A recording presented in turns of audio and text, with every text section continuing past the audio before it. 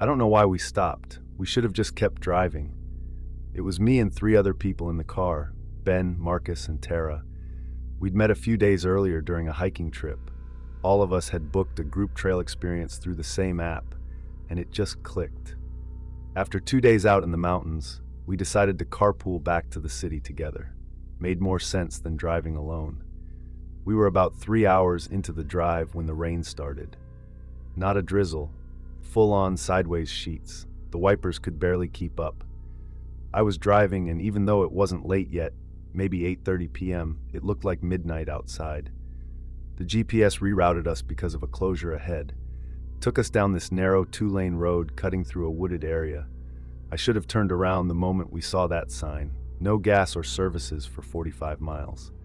But we were already halfway down it by then. The engine light came on first. Then we heard a weird clicking sound. Then smoke. I pulled over. We all got out. I popped the hood, but none of us knew what we were looking at. Steam was pouring out. The engine looked like it had just boiled itself from the inside out. No signal, no internet, no idea where we were. Tara said maybe we could walk back toward the main road, but the rain was pounding hard and none of us had decent rain gear. We were all soaked within minutes. That's when we saw the lights. Off the road, maybe 200 yards through the trees. A warm yellow glow. A house. We argued for a minute, but eventually we all agreed. Better to wait inside until the rain let up and we could flag someone down. The house looked old but cared for. 2 stories, wide porch, small shed out back. No car in the drive, no lights in the windows except for one near the back. It was the only place around for miles. Ben knocked. Nothing. Marcus knocked harder. Still nothing. He tried the knob, and it turned. Door swung open just a little. We stood there, listening. "Hello," Ben called out. No answer. I was against going in, but Marcus pushed the door open wider and stepped inside.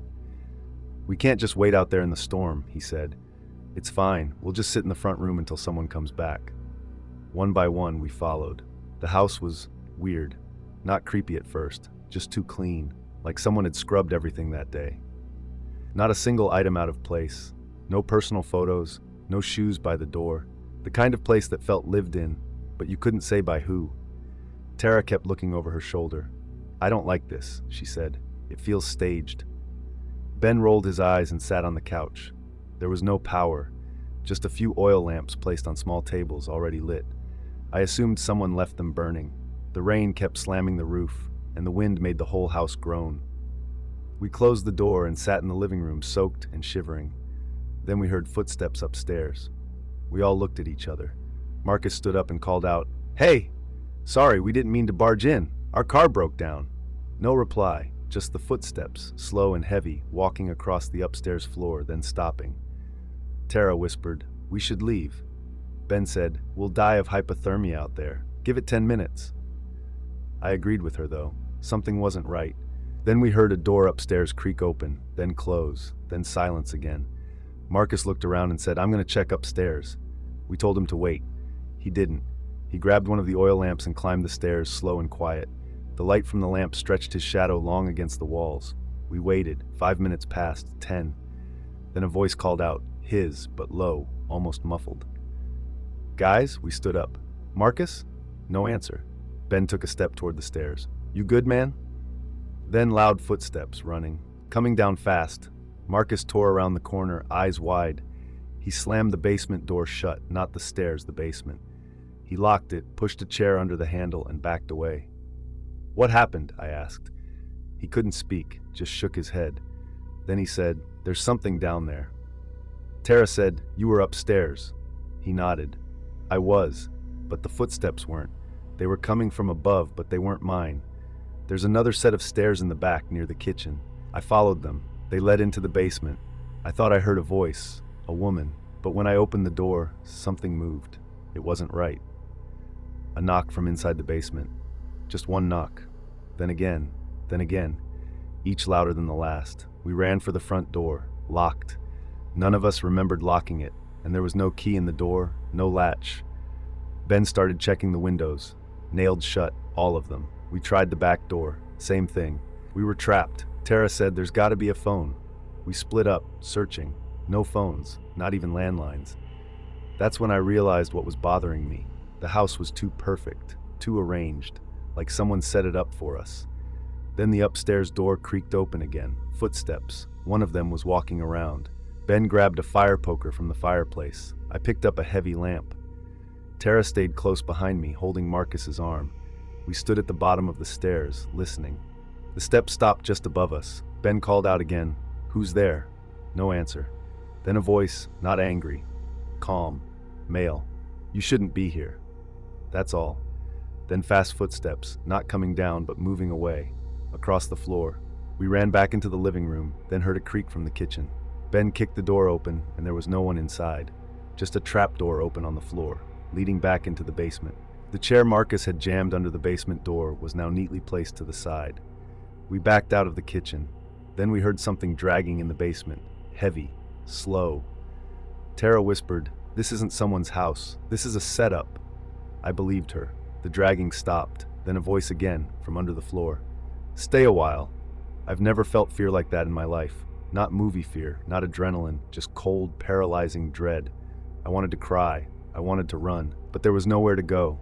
Then the oil lamps went out, all of them. We were in pitch black. Ben started yelling, swinging the poker. I held onto Tara's wrist and pulled her into the living room. Marcus followed. Something brushed past me, cold, soft, like a cloth or a hand. I swung the lamp. Nothing. We heard footsteps again, slow, circling us in the dark. Then the front door opened, just creaked wide like it had never been locked. We bolted. We didn't wait. We didn't check. We ran out into the storm, all four of us slipping and sliding down the driveway. The car was still there, still smoking. We ran past it, into the trees. We found the road again after maybe 20 minutes of running. A car passed, a pickup, and the guy stopped when he saw us. We begged him to drive. He didn't ask questions, just nodded and let us in.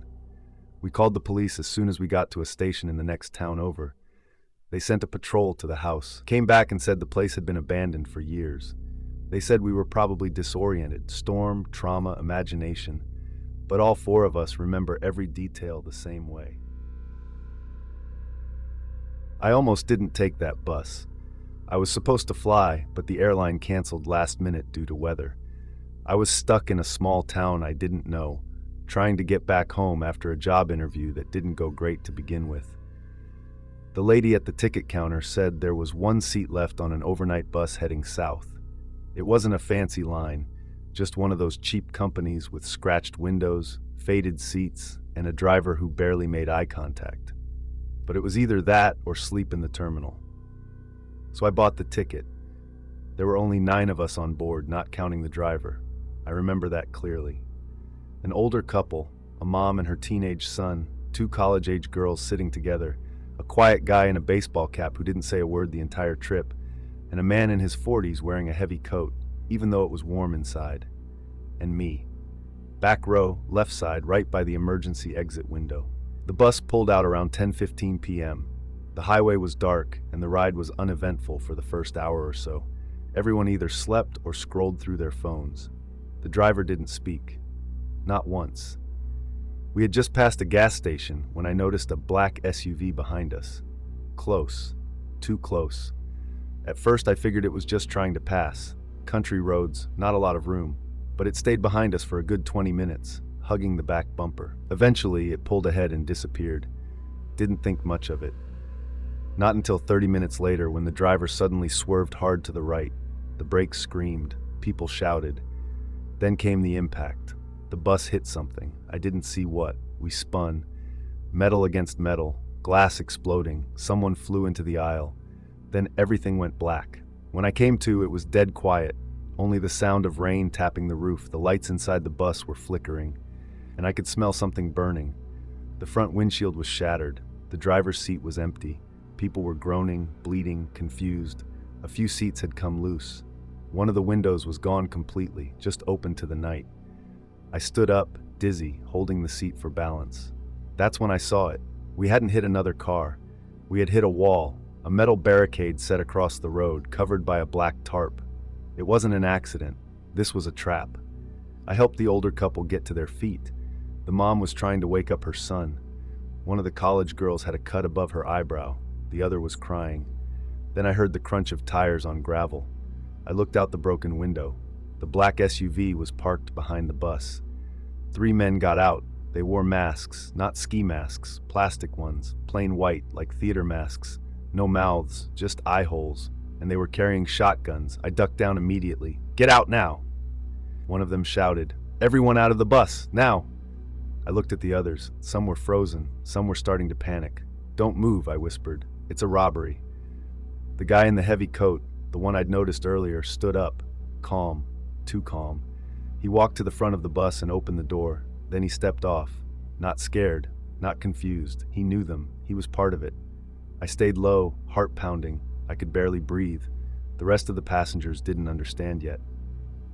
The mom stood up and tried to follow the man off the bus, thinking maybe help had arrived. The moment she stepped out, we heard the shot. She screamed. Then silence. I don't know if they shot her or someone else, but the screaming stopped quick. Then came footsteps. Fast, heavy. They were coming inside. I crawled toward the emergency window. "Go!" I hissed to the girl next to me. She hesitated. I pushed it open. "Out!" She climbed through and I followed. The cold hit me like a slap. I grabbed her arm and pulled her down into the ditch behind the bus. We hid beneath the undergrowth, listening. More shots. Someone else tried to run, screaming. Then nothing. The girl beside me, her name was Jamie, was shaking so bad I had to clamp my hand over her mouth so she didn't give us away. 2 of the men came back outside. They started opening the luggage compartments, tossing bags, searching fast like they were on a timer. Then the 3rd guy came around the side of the bus. He stopped a few feet from us. I thought we were done, but he kept moving, back to the SUV. They were shouting now, arguing. "We're taking too long. Where the hell's the phone? Check the pockets again." They were looking for something. This wasn't about robbing passengers. This was a targeted hit. I whispered to Jamie, "When they start walking again, we run." She nodded. Then I heard a new sound. Another car approaching from the other side. The 3 men froze. One of them pointed. A pair of headlights was coming up the road. One of the masked men aimed his shotgun and fired. The car swerved, slammed on the brakes. They ran at it. I didn't wait. I grabbed Jamie's hand and bolted into the woods. Branches tore at my clothes. The ground was wet and uneven. But we didn't stop. We ran until we couldn't hear the gunshots anymore. Found a dirt path and followed it blindly. Eventually, we saw a faint orange light through the trees, a farmhouse. I didn't even check if it was safe. I ran straight to the door and started pounding. A woman answered. Middle-aged, scared at first. Then she saw Jamie, bleeding, pale, and let us in. We called the police from her landline. It took 20 minutes for them to arrive. The rest was chaos. They found the bus still there, but the SUV was gone. Most of the passengers were wounded. 2 were dead, the mom and her son. The driver had vanished, and the man in the coat, never found. We gave our statements. I told them everything. They asked if I got a look at the faces. I said no, just those white masks. They didn't tell us what the men were looking for, but one cop mentioned they were asking about a phone. Someone on the bus had footage of something they weren't supposed to record, but nobody had it on them. Not me, not Jamie. They think it was the quiet guy with the baseball cap. He vanished too. It's been 5 months, no arrests, no motive. It started with a power outage. Nothing too strange. It was mid-October, and the wind had been howling all evening. I live alone in a small town not far from the edge of the woods. The kind of place where folks don't lock their doors until something bad happens, and even then, they just talk about it over coffee and go back to normal after a week. I had just finished washing up after dinner when the lights went out. Not a flicker, just off, like someone had flipped the master switch for the whole town. I stood still for a moment, holding the wet dish in my hand, letting the silence soak in. No fridge hum, no clock ticking, no wind even, just dark. My first thought was to check the breaker. I grabbed my phone for a flashlight. The battery was at 38%, which I didn't love, but it would do for now. When I stepped out into the hallway, I noticed something that didn't sit right. The living room light hadn't gone out gradually. The bulb had popped. I could still smell that faint burnt smell, like something shorted. That had never happened before, even in storms. I opened the front door to check if it was just me, and the whole neighborhood was black. No porch lights, no cars, just quiet. I called my neighbor, Janice, who lived across the road. It rang, then went to voicemail. I called my other neighbor, Carl. Same thing. I texted them both, asking if their power was out. No response. I'm not the type to panic over a blackout, but something about the silence was wrong. I didn't hear a single generator kick in. Not one car on the road, not even dogs barking. Back inside, I lit a couple candles and locked the doors, both front and back, just in case. We don't have crime here often, but when things go dark, people change. I was halfway through texting my cousin when I noticed movement in the backyard. Just a shape, quick, gone before I could focus. I leaned toward the window, holding my breath, trying to spot it again. Nothing. I stood there for a minute, staring into the backyard, heart picking up. Then I saw it. A figure, low to the ground, crawling near the shed. I backed away from the window fast, ducking into the kitchen. I turned off the phone flashlight and crouched behind the counter. Someone was out there. I hadn't heard a single sound from them. No footsteps, no gate creaking, just crawling. I stayed there for maybe 5 minutes, barely breathing. Then came the knock on the back door. One soft knock, then silence. I didn't move. Another knock. Then I heard the doorknob rattle gently. Not forced, just tested. And then the knock again. 3 soft taps this time. I wanted to call the cops, but I had no service. I checked my bars, nothing. No Wi-Fi either. I don't know how long I waited, crouched there, holding a kitchen knife I had grabbed from the drawer. Could have been 10 minutes, could have been 30. Eventually, I stood up slowly and crept toward the back door. Nothing. I waited a few more minutes, then peeked through the curtain. Nobody. I locked the deadbolt again and slid a chair under the handle. My hands were trembling. My mouth was dry. I kept thinking I was overreacting, but every instinct in me said no, something was very wrong. I went to the front of the house to check again. Still no lights outside. Still dead quiet. I was about to head upstairs to get a shotgun from the closet when I heard something fall in the garage. I froze. The garage is attached to the house, but it doesn't have a door into the kitchen.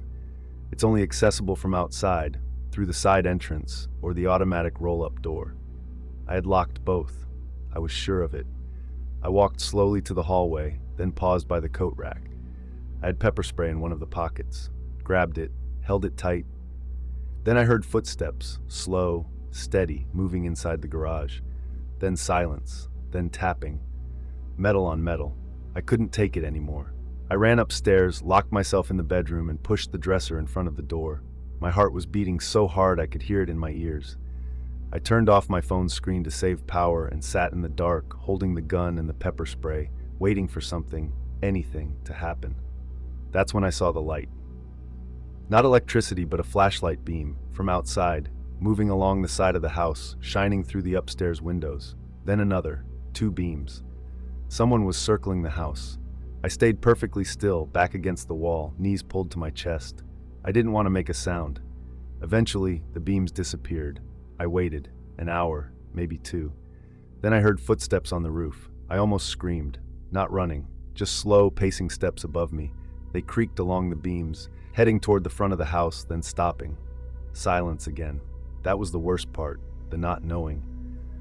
I must have fallen asleep from exhaustion because the next thing I remember was waking up to sunlight creeping in through the curtains. I pushed the dresser away and crept downstairs. Nothing broken, nothing taken. I walked outside, shaking, still barefoot. The power was still out, no signal. The whole street was dead quiet.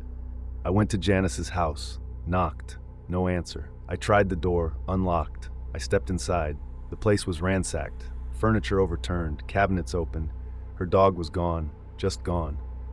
I called out, nothing. Carl's place was the same. I don't know what happened that night, but I know it wasn't random. Power came back that evening like nothing ever happened.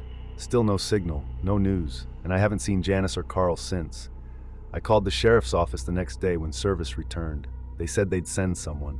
Nobody ever came. It's been 3 weeks, and last night, the lights flickered again, just for a second.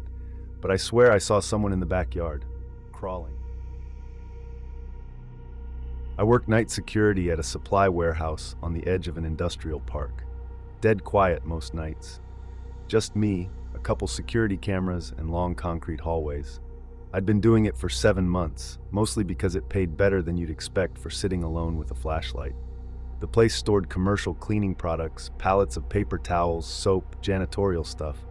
No cash, no electronics, nothing worth stealing. Or so I thought. This happened on a Thursday night in mid-December. One of those bitter, dry nights where you can hear the air buzzing from cold. My shift started at 9 p.m. I always parked by the side entrance, unlocked the steel door with my badge, and clocked in using a busted-up terminal that only worked if you smacked it twice on the side. Then I'd walk the inside perimeter, check the cameras, and sit in the main office. Boring stuff. But that night wasn't normal. First thing I noticed was the smell. A strong chemical scent the moment I walked in. Like bleach, but worse. It hit the back of my throat and made my eyes sting. I figured someone spilled something during the day and didn't clean it up right. I made a note of it in the logbook and kept moving. Cameras all looked fine. Static feed, no movement.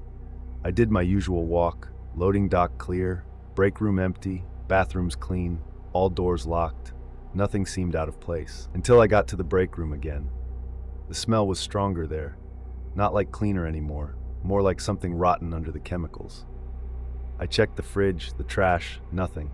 Then I saw something that made my skin crawl. There was a second coffee mug on the table. I only ever used one mug, left it in the same spot every shift. This one was the same kind, same logo, but not mine. Still warm. I was the only one on shift, always was. I looked around, double-checked every hallway. Nothing. No movement. No unlocked doors. I figured maybe one of the day guys stayed late and forgot to clock out. So I called the site manager, Henry. It rang 4 times, then he picked up, groggy. "You okay?" I said, "Yeah, sorry to call. Just, did someone stay late today?" "No," he said. "Everyone left by 5. I told him about the mug. He paused, then said, "Just toss it and reset your patrol. Probably someone from maintenance. Call me if anything else comes up." I hung up and picked up the mug. The handle was still warm. That's when I noticed the cameras. I was back in the office, looking at the feed from the rear hallway, and saw something move. A shadow, long and fast, passed across the floor, but no person. Just the shadow. Like someone walked between the lights and the camera, but no body. I rewound the feed, played it back, same thing, just a shadow. That was enough for me to get up and do another walk. I carried my flashlight this time, real slow through the rear hallway. I listened hard. The whole building had that warehouse echo. Every footstep bounced back at you. Halfway down the hallway, I saw something at the far end. The door to the supply room was cracked open. I always close that door. It's policy. I approached, shining the light inside. Nothing. Shelves, boxes, janitor carts. I turned to leave, then heard breathing. Not mine. Slow, steady, and close. I spun around with the light. Empty. I stepped in deeper, holding my breath. Then I heard it again. Closer. Behind me this time. I turned again. No one, but the door slammed shut. I rushed it, grabbed the handle, yanked it open. Empty hallway. I don't care what people say, I know what I heard. I went back to the office and checked the camera outside that room. It glitched. Right when the door slammed. A few seconds of static, then it came back. I called Henry again. "Something's wrong," I told him. He didn't sound sleepy anymore. "You armed?" he asked. "Flashlight, that's it." "Stay in the office," he said. "I'm calling the cops." I locked the door and turned off the lights. Then I heard the loading dock alarm. It wasn't loud, just a soft beeping that meant the big roll-up door had been triggered.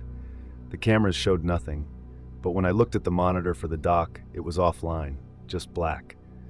Then one by one, the other feeds started to go out. Back hallway, black. Main floor, black. Just 2 left. And then I saw it. A figure standing in the rear hallway, just outside the office. Motionless, tall, lean, hooded. I couldn't see the face, just the outline. It didn't move, just stood there, watching. Then the feed cut out. I stayed absolutely still, didn't breathe, didn't blink. I listened for footsteps, for breathing, for anything. The door handle jiggled once, then again, then stopped. I grabbed the heaviest thing I could find, a fire extinguisher, and backed into the corner. For 20 minutes I heard nothing. Then red and blue lights filled the window. Cops. I ran out when they knocked. They cleared the building, top to bottom, no one inside, no signs of forced entry, no broken locks, nothing stolen. They said I probably spooked myself. Maybe someone wandered in and ran off when they heard sirens. But that wasn't it. I watched the playback with Henry the next morning. Every hallway camera, every room, every exit showed no one entering. But at exactly 3:09 a.m., the camera in the break room showed a man sitting at the table drinking from my mug. Then the feed cut, came back 30 seconds later, and he was gone. We reported it, no follow-up, no ID. This happened 2 years ago, but I still check every window before I go to bed. It was late fall. Cold enough at night that I'd started keeping an extra blanket in the living room. I live alone in a small rental house. Nothing fancy, just a one-story place tucked in between the woods and the back edge of a dead-end street. It's the kind of area where people keep to themselves. You don't hear much unless someone's mowing their lawn or their dog's barking. That night, I had just finished making tea and was about to start a movie when I got a text from my sister. "Hey, I'm coming over. Don't freak out." No context, no follow-up. I texted back asking what she meant. No reply. My sister, she's not the type to drop in. We talk often, but always with some kind of warning first. She's cautious, especially at night, and she lives 30 minutes away. So I called her, straight to voicemail. I figured maybe her phone died, and she'd explain everything when she got there. I wasn't really worried, just confused. 10 minutes later, I heard a knock at the door. 3 soft knocks. I opened it without checking the peephole. It was her, or at least it looked like her. Same face, same jacket, same voice. But something was off. She didn't smile, didn't step inside, just stood there holding a tote bag. I said, "You okay?" She nodded slowly. "Can I come in?" Her tone was flat, like she was mimicking how she thought my sister would sound, not how she actually talks. I stepped aside and let her in, still watching her closely. She walked in like she'd never been there before, eyes scanning the walls, the ceiling, the furniture, like she was memorizing it all. "Tea's in the kitchen if you want some," I said.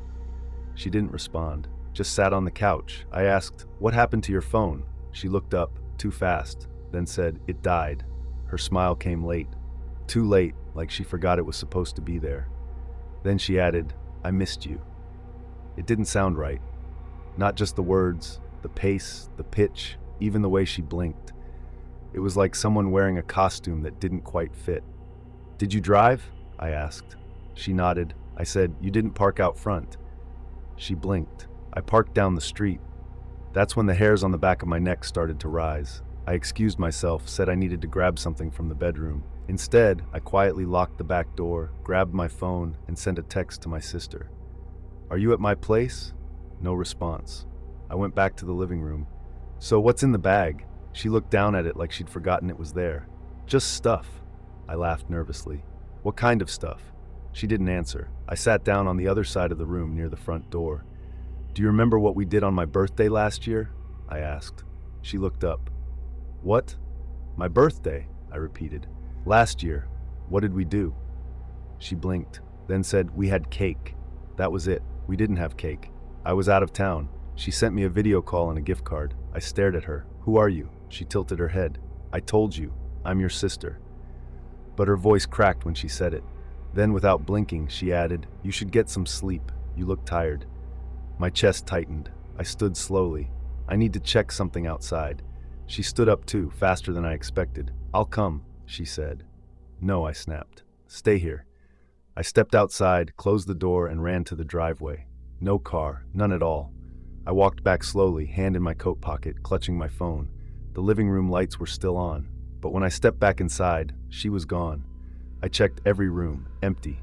The tote bag was still on the couch. I didn't touch it. I called the police, told them a woman claiming to be my sister showed up and left suddenly. They said they'd send a car to check the area. While I waited, I finally got a reply from my real sister. "What are you talking about? I'm home. Everything okay?" I didn't respond right away. Instead, I sat across from the tote bag and waited. When the cops arrived, I explained everything again. They opened the bag carefully. Inside was a wig, a burner phone, and a kitchen knife wrapped in a towel. No ID, no fingerprints in the system, nothing. She vanished like smoke. They searched the woods, the neighborhood, the road out back. Nothing. They said maybe I scared her off before she could do anything.